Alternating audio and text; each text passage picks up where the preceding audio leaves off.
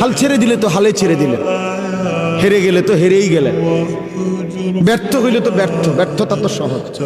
স্রোতের সাথে ভাসে যাওয়া এটা তো সহজ, কিন্তু স্রোতের প্রতিকূলে বিপরীত দিকে দাঁড়ায়া থাকা একটু কঠিন।